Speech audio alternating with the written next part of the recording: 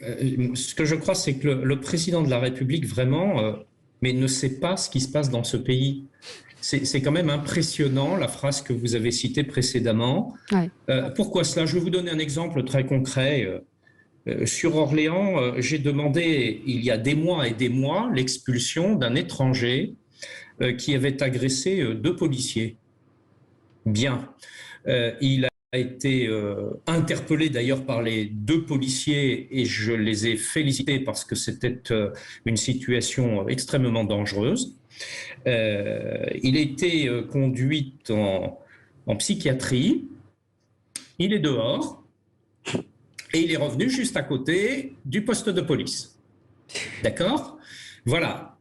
Voilà la situation de laxisme dans lequel nous sommes dans notre pays. Alors, M. Macron a l'air de la découvrir, cette situation. Ouais. C'est cela qui est dramatique. Et là, j'ai l'impression qu'il est entre une sorte de mea culpa, de dire, bah, vous savez, oui, j'avais pris des engagements, mais je ne les ai pas tenus, je n'ai rien fait. Et puis de l'autre côté, pardonnez-moi de le dire, mais un cynisme étonnant. Pourquoi cela ?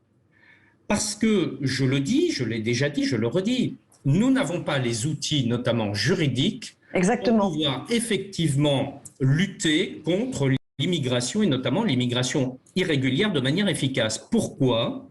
Parce que nous sommes dépossédés d'un certain nombre de ces éléments, de ces moyens juridiques au profit de l'Union européenne via la Cour de justice des communautés européennes et surtout de la Cour européenne des droits de l'homme qui vient à chaque fois traiter d'un certain nombre de sujets, donc créer une jurisprudence. Cette jurisprudence en termes de droit, il faut bien comprendre qu'elle est supérieure, qu'elle vient s'impliquer dans notre pays et elle vient s'imposer à la règle nationale. Donc, vous pouvez décider concrètement de ce que vous voulez en France. Vous pouvez décider concrètement d'une expulsion. Vous avez un recours qui dit non, recours en justice, non, on n'expulse pas.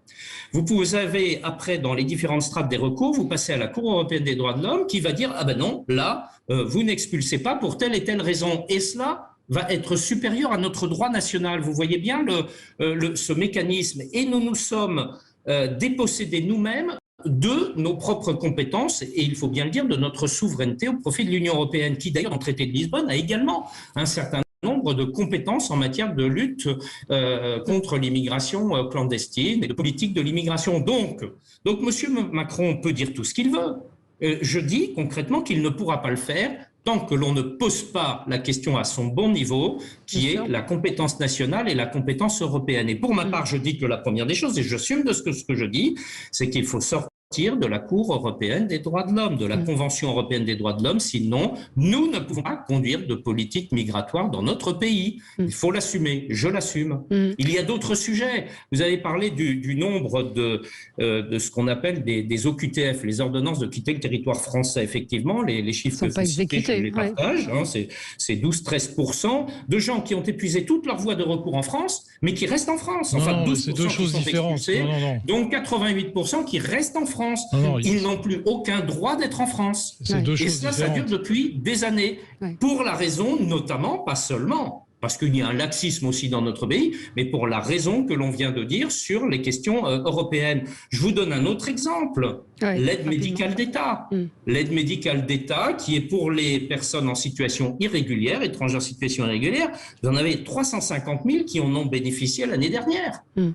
Je dis bien, soyons bien précis, ils sont en situation irrégulière et vous avez une aide médicale d'État qui nous coûte plus d'1 milliard. Regardez ce qui se passe dans les autres pays européens. Les autres pays européens ne sont pas des forcenés, ce sont des gens raisonnables, démocrates, sérieux. Regardez ce que fait le Danemark, regardez ce que fait l'Allemagne.